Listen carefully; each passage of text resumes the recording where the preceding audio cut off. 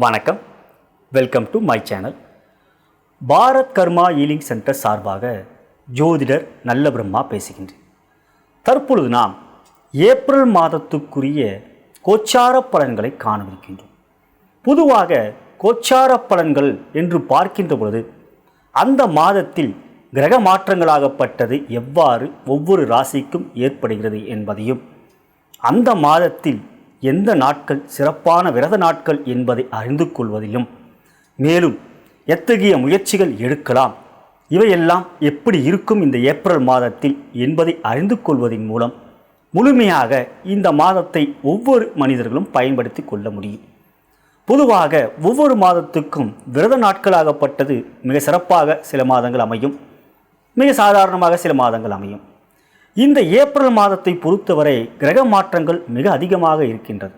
மிக சிறப்பு வாய்ந்த மாதமாகவே இந்த ஏப்ரல் மாதம் இருக்கிறது. ஏனென்றில் ஏகாதசியில் ஆரம்பித்து ஏகாதசியில் முடிகின்றது. ஏகாதசி விஷ்ணு பகவானுக்கு உகந்த தினமாகும். எனவே விஷ்ணு பகவானுடைய திதியிலே ஆரம்பிக்கின்ற மாதம் அவருடைய திதியில் முடிவதனால் மிக சிறப்பு வாய்ந்த மாற்றங்கள், ஏற்றங்கள், வெற்றிகள் எல்லாம் கிடைக்கக்கூடிய ஒரு மாதமாக இருக்கிறது.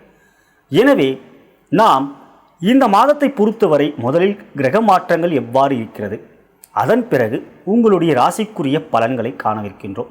இறுதியாக சந்திராசிரம நாட்கள், விரத நாட்கள் எவை, உங்களுடைய நட்சத்திரத்தின் அடிப்படையிலே எந்த சித்தர்களை வழிபட்டால் மிக ஏற்றங்கள் பெற முடியும் என்பதையும் தெரிவிக்க இருக்கின்றேன்.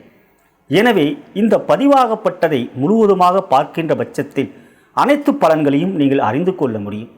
மேலும் உங்களுடைய குடும்பத்தில் உள்ள உறுப்பினர்களுடைய ராசிக்குரிய பலன்களையும், உங்களுடைய மனைவி, கணவன், குழந்தைகள் அவர்களுடைய ராசிக்குரிய பலன்களையும் அறிந்து கொள்கின்ற பட்சத்தில் அவர்களுக்கான இறை வழிபாடு முறைகள், பரிகாரங்கள் தெரிந்து கொள்ள முடியும்.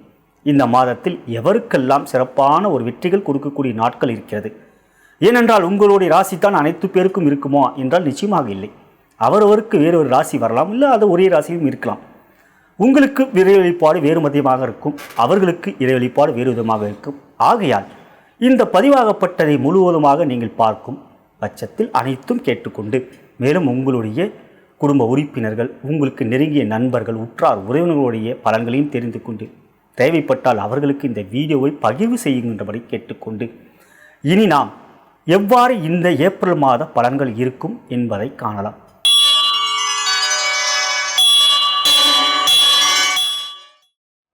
இந்த ஏப்ரல் மாதத்தில் கிரகநிலைகள் எவ்வாறு இருக்கிறது என்று பார்க்கின்ற பொழுது சனி, ராகு, கேது போன்றவர்களுக்கு எந்த விதமான மாற்றமும் இல்லை ஆண்டுக்கொள்கையிலே.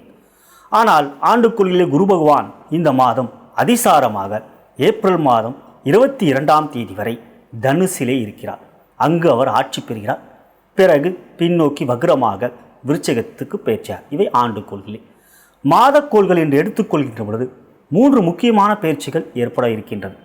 ஏப்ரல் மாதம் 12ஆம் தேதி அன்று கும்பத்தில் இருந்து மீனத்துக்கு புதன் பயிற்சி ஆகிறார். ஏப்ரல் மாதம் 14ஆம் தேதி அன்று சூரிய பகவான் மீனத்தில் இருந்து மேஷத்துக்கு பெறுகிறார். புதனாகப்பட்டவர் மீனத்துக்கு வரும்போது நீச்சம் பெறுவார். சூரியனாகப்பட்டவர் மேஷத்துக்கு வரும்போது உச்சம் பெறுகிறார். அதன் பிறகு என்று பார்க்கின்ற பொழுது ஏப்ரல் மாதம் 16ஆம் தேதி அன்று சுக்கிர பகவானும் கும்பத்தில் இருந்து மீனத்துக்கு பயிற்சி ஆகிறார். இங்கு இந்த மாதத்தின் விசேஷம் என்னவென்றால் குரு ஆட்சியாகிறார். மாதத்தின் பிற்பகுதியிலே வரை அவர் ஆட்சியாக இருக்கிறார். மேலும் மாதத்தின் பிற்பகுதியிலே புதனாகப்பட்டவர் நீச்சமாக இருந்து சுக்கிரனோடு சேர்க்கை பெறுகின்ற பொழுது, உச்ச சுக்கிரனாகப்பட்டவரோடு சேர்க்கை பெறுகின்ற பொழுது புதன் நீச்சபங்க ராஜ்யம் அடைகிறார். சுக்கிரன் உச்சம் பெறுகிறார். மேலும் சூரியனாகப்பட்டவரும் உச்சமாக ஏப்ரல் மாதம் 14ஆம் தேதி முதல் மிக பலமாக இருக்கிறார். எனவே இந்த ஏப்ரல் மாதத்தை பொறுத்தவரை பிற்பகுதியிலே மிக அற்புதமாக சூரியன், சுக்கிரன், புதன், குரு என்கின்ற 4 கிரகங்கள் மிக அதிபலமாக இருப்பதும் இந்த மாதத்தில் அவையெல்லாம் உங்களுக்கு யோக பலன்களை கொடுக்கக்கூடிய அமைப்பாக இருக்கின்றது. பொதுவாக ஒரு கிரகம் மிக பலமாக இருந்தால் எல்லோருக்கும் நல்லது செய்யும். இவ்வாறு பார்க்கின்ற பொழுது இந்த மாதம் உங்களுக்கு கிரக நிலைகளாகப்பட்டது இவைதான் மாற்றங்கள். செவ்வாயாகப்பட்டவர் மாதம் முழுவதும் ரிஷபத்திலே இருக்கிறார். இதுதான் இந்த ஏப்ரல் மாதத்தை பொறுத்தவரை கிரக நிலைகளுடைய சஞ்சாரங்கள்.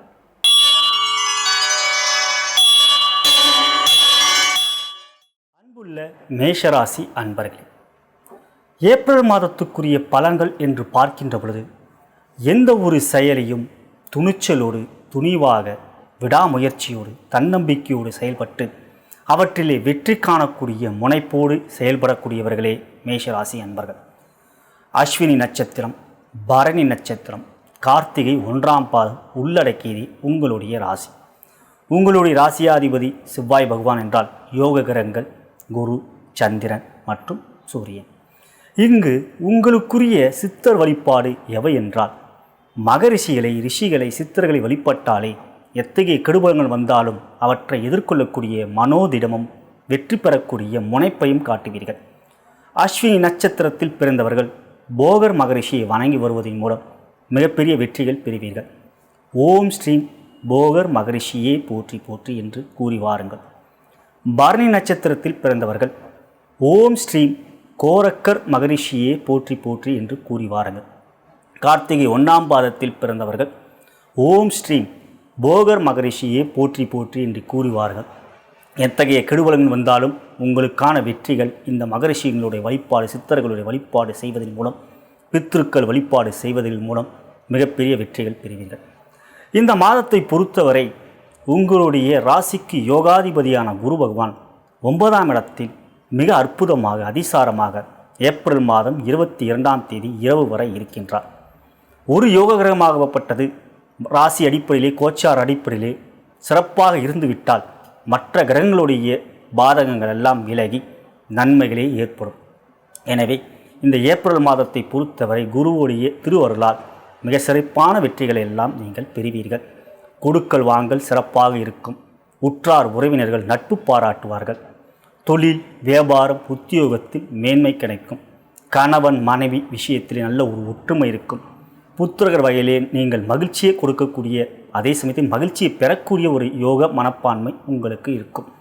ஆகையால் குரு இந்த மாதத்தை பொறுத்தவரை அவருடைய சிறப்பு பார்வையாக உங்களுடைய ராசியை 3ஆம் இடத்தை 5ஆம் இடத்தை பார்வை செய்வதனால் ராசியாகப்பட்டது பலம் பெறுகிறது. மனதிலே தைரியம் இருக்கும். முயற்சிக்கு வேகத்தை கொடுப்பீர்கள். அவற்றினால் மிகப்பெரிய வெற்றிகளை பெறுவீர்கள். 5ஆம் இடத்தை குரு பார்வை செய்வதனால் அதிர்ஷ்ட காற்று உங்களுக்கு நன்றாகவே வீசும். இந்த மாதத்தில் குரு மிக சிறப்பாக உங்களுக்கு இருக்கிறார். மேலும் 11ஆம் இடத்தில் புதன் சுக்கிரன் சேர்க்கையாகப்பட்டது மிக பெரிய வெற்றியாக ஏப்ரல் மாதத்தின் முற்பகுதியிலே நீங்கள் பெறுவீர்கள். லாபஸ்தானத்தில் அமர்ந்திருக்கின்ற சுக்கிரன் புதனாகப்பட்டவரும் 5ஆம் இடத்தை பார்வை செய்கிறார்கள். ஒரு சேர 3 சுபகரங்கள் குரு, சுக்கிரன், புதன் 5ஆம் இடத்தை பார்வை செய்வது. 5ஆம் இடமே லட்சுமி ஸ்தானம், பூர்வ புண்ணியஸ்தானம். எனவே முன்னோர்கள், பித்ருக்கள், மூதாயர்களுடைய ஆசை உங்களுக்கு பரிபூர்ணமாக இருக்கும். அவங்களுடைய அருளால் நீங்கள் மிகப்பெரிய நன்மைகள் பெறுவீர்கள். மற்றபடி பார்க்கின்ற பொழுது சூரிய பகவான் மாதத்தின் முற்பகுதியிலே 12ஆம் இடத்தில் இருப்பது, 5 குருவன் 12இலே இருப்பது சுப விரயங்கள் ஏற்படக்கூடிய, எதிர்காலத்திற்கான ஒரு முதலீடு செய்யக்கூடிய வகையாகவே விரயங்கள் இருக்கும். ஆகையால் அவை பெரிய அளவில் உங்களுக்கு பாதிப்புகள் இருக்காது. ஏப்ரல் மாதம் 16ஆம் தேதி முதல் ராசியிலே சூரியன் உச்சமாக அமர்ந்து மிக சிறப்பாக குருவுடைய பார்வை பெறுவது மிக நல்ல யோக பலன்களையும் தைரியத்தையும் அரசாங்க வகையில் யோகத்தையும் கிடைக்கக்கூடிய ஒரு மாதமாகவே அமைகிறது. இவ்வாறு சூரியன் இந்த மாதத்தை பொறுத்தவரை மத்திம பலன்களை உங்களுக்கு கொடுப்பார். ராசியாதிபதியான செவ்வாய் பகவான் 2ஆம் இடம் என்கின்ற வாக்குஸ்தானத்தில் இருப்பதனால் வார்த்தைகளில் சற்று நிதானம் இருக்க வேண்டும். கோபத்தை குறைத்துக் கொள்வது நல்லது. 9ஆம் இடத்தில் குருவும் கேதுவும் சேர்க்கை பெறுவது, பாக்கியத்தில் குரு கேது சேர்க்கை பெற்றால் கோடீஸ்வர யோகம் என்பார்கள். ஞானக்காரகன் என்ற கேதுவோடு புத்திக்காரகன் என்று அழைக்கப்படுகின்ற அறிவுக்குரியவனான குருவோடு சேர்க்கை பெறுவது மிக சிறந்த தெளிவான சிந்தனைகள், எவை செய்ய வேண்டும் என்கின்ற அடிப்படை தத்துவத்தை அறிந்து கொண்டு ஞானத்தின் அடிப்படையிலே வெற்றிகள் பெறக்கூடிய மாதமாகவே இந்த ஏப்ரல் மாதம் உங்களுக்கு இருக்கிறது. சனி 9இல் இருந்து இருந்த கெடுபலங்கள் எல்லாம் குருவோடு சேர்க்கை பெறுகின்ற அமைப்பிலே பெரிய அளவிலே உங்களுக்கு பாதிப்பு இருக்காது. இங்கு சிறப்பான ஒரு விஷயம் என்னவென்றால் 3ஆம் இடத்தில் ராகு, முயற்சி ஸ்தானம், வெற்றி ஸ்தானம், தைரியஸ்தானத்தில் ராகு அமர்ந்து குருவால் பார்க்கப்படுவதும் சனியால் பார்க்கப்படுவதும் உங்களுக்கு நன்மையே. இங்கு 9ஆம் இடத்தில் 9க்குரியனும் 10க்குரியனும் சேர்க்கை பெறுவது தர்ம கர்மாதிபதி யோகம் என்கின்ற யோகத்தை நீங்கள் பெறுகிறீர்கள். இது ஏப்ரல் மாதம் 22ஆம் தேதி வரை உங்களுக்கு மிகப்பெரிய யோகத்தையும் வெற்றியும் கொடுக்கக்கூடிய ஒரு அமைப்பாகவே இருக்கும். எந்த ஒரு செயல் செய்தாலும் உங்களுக்கு வெற்றி நிச்சயம்.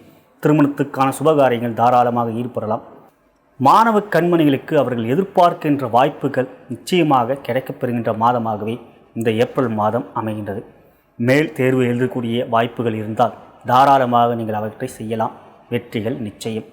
இந்த மாதத்தை பொறுத்தவரை மேஷராசி அன்பர்களுக்கு குரு, சுக்கிரன், புதன், ராகு இவர்கள் மிக சிறப்பாக இருப்பது யோகத்தை கொடுக்கக்கூடிய மாதமாகவே ஏப்ரல் மாதம் இருக்கும்.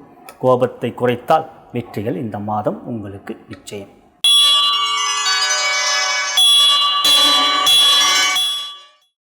தற்பொழுது நாம் மேஷராசி அன்பர்களுக்கான சந்திராசிரம தினங்கள் எவை என்று காணவிருக்கின்றோம். அஷ்டம இடமான 8ஆம் இடத்தில் சந்திரன் அமர்கின்ற நாளை சந்திராஷ்டமம். அத்தகைய நாட்களிலே புதிய முயற்சிகள், புதிய ஒப்பந்தங்கள் தவிர்ப்பது நல்லது. மனதளவிலே சிறு சிறு சஞ்சலங்கள் ஏற்படலாம். எனவே அத்தகைய நாட்கள் சற்று எச்சரிக்கையாக இருப்பது சால சிறந்தது. உங்களை பொறுத்தவரை இந்த மாதத்தில் சந்திராஷ்டம நாட்கள் எவை என்றால் 21/4/2019 காலை 11:10 முதல் 23/4/2019 மாலை 5:10 வரை சந்திராஷ்டம நாட்கள். அத்தகைய நாட்களிலே சற்று எச்சரிக்கையாக இருக்கும்படி கேட்டுக்கொள்கின்றேன்.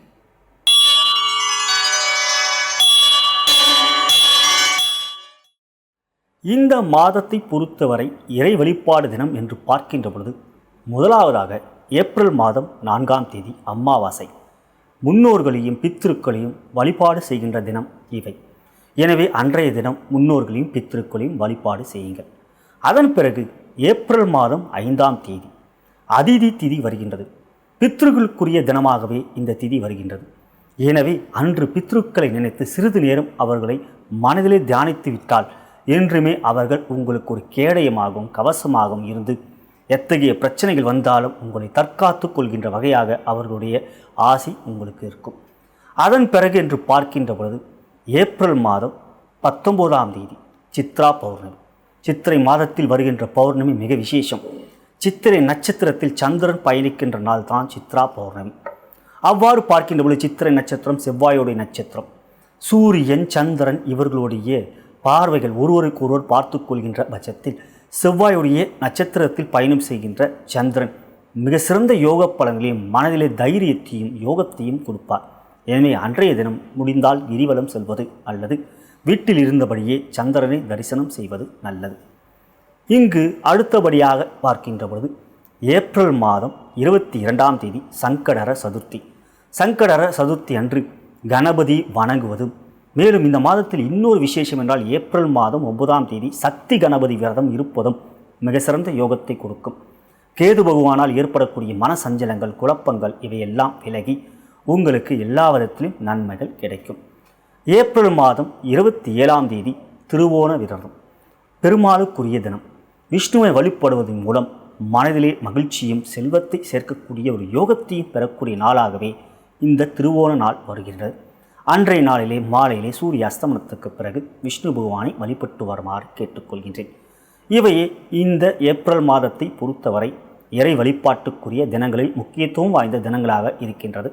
மேலும் சஷ்டி விரதம், அஷ்டமி விரதம் இவையெல்லாம் இருக்கின்றது. இவையெல்லாம் இருந்தாலும் நீங்கள் புதனை பலப்படுத்துவதற்கும் மேலும் உங்களுக்கான வெற்றியை கொடுக்கக்கூடிய கணபதியோடைய வழிபாடு முறைகளையும் நான் கூறியிருக்கிறேன். அவைகளை நீங்கள் தொடர்ந்து செய்து வரும்படி கேட்டுக்கொள்கின்றேன். இதுவரை நாம் உங்கள் ராசிக்குரிய ஏப்ரல் மாதத்துக்குரிய கோச்சார பலன்களை கண்டோம். கோச்சாரம் என்பது 30-40% தான். ஆனால் அவரவருடைய பிறந்த நேரம், தேதி, மாதம், வருடம் மற்றும் பிறந்த இடத்தின் அடிப்படையில் வருகின்ற ஜனன ஜாதகம் லக்னம் என்பது வரும். லக்னம் என்பதை மையப்புள்ளி அச்சாணி. அதன் அடிப்படையிலே தான் எவரெல்லாம் யோக கிரகங்கள், எவையெல்லாம் அவயோக கிரகங்கள், யோக திசை நடக்கின்றதா என்பதை அறியப்படும். ராசி அடிப்படையில் தான் திசைகள் நிர்ணயிக்கப்படுகின்றது. ஆனால் லக்னத்தின் அடிப்படையில் தான் யோக கிரகங்கள் தீர்மானிக்கப்படுகின்றது. இன்றைய நாள் நமக்கெல்லாம் கோச்சாரம். ஆனால் இன்றைய தினத்தில் இந்த நேரத்தில் ஒரு குழந்தை பிறந்தால் அந்த குழந்தைக்கு ஜனன ஜாதகம். இவைதான் கோச்சாரத்திற்கும் ஜனன ஜாதகத்திற்கும் உள்ள வித்தியாசம். எனவே உங்களுடைய ஜனன ஜாதகத்தின் அடிப்படையில் தான் துல்லியமாக 100% உங்களுடைய எதிர்கால பலன்களை அறிந்து கொள்ள முடியும். இதை தகுந்த ஒரு ஜோதிடம் உங்களுடைய ஜனன ஜாதகத்தில் எவ்வாறு கிரகநிலைகள் இருக்கிறது, யோகமாக, உச்சமாக, ஆட்சியாக அல்லது பகையாக, நீச்சமாக இருக்கிறார்கள் என்பதை அறிந்து கொண்ட பிறகே உங்களுடைய பலாபலங்களை தெரிவிக்க முடியும். நீங்கள் என்னை தொடர்பு கொண்டாலும் நானும் உங்களுடைய ஜாதகத்தில் எவ்வாறு பலாபலங்கள் இருக்கிறது, தற்பொழுது எந்த தசாபுத்தி அந்தரங்கள் நடந்து கொண்டிருக்கிறது, அதன் அடிப்படையில் எந்த இறை வழிபாடை நீங்கள் தொடர்ந்து செய்ய வேண்டும் என்பதை தெரிவிப்பேன். என்னை தொடர்பு கொள்ள விரும்பும் பட்சத்தில் கீழே இருக்கின்ற அலைபேசி எண்ணிலே அழைக்கலாம். மேலும் இந்த வீடியோ பிடித்திருந்தால் கீழே இருக்கின்ற சப்ஸ்கிரைப் பட்டனை கிளிக் செய்து என்னை நீங்கள் ஃபாலோ செய்யலாம். அதன் அருகில் இருக்கின்ற பெல் பட்டனை கிளிக் செய்வதன் மூலம் நான் ஏற்றும் புதிய வீடியோக்கள், ஜோதிட ரகசியங்கள், குபேர ரகசிய ஜோதிடம் அவையெல்லாம் உங்களுக்கு தெரியவரும். ஐஸ்வர்ய குபேர ரகசியம் இவையெல்லாம் உங்களுக்கு சிறு சிறு துருக்குகளாக இன்றைய நாள் எவ்வாறு செயல்பட வேண்டும், இன்றைய நாள் எவ்வாறு விசேஷமான நாள் என்பதையும் தெரிவிப்பேன். மேலும் உங்களுடைய நண்பர்கள், உற்றார், உறவினர்களுக்கு இந்த வீடியோவை ஷேர் செய்யும்படி தாழ்மையுடன் கேட்டுக்கொள்கின்றேன். நான் வணங்கும் குருமார்களும் சித்தர்மார்களும், நான் வணங்கும் பார்வதி தேவியும் சிவபெருமானும் உங்களுக்கு எல்லாவிதமான மேன்மையும் நன்மையும் வெற்றியும் சந்தோஷத்தையும் யோகத்தையும் தருவார்கள் என்று கூறி விடைபெறுகிறேன். நன்றி, வணக்கம்.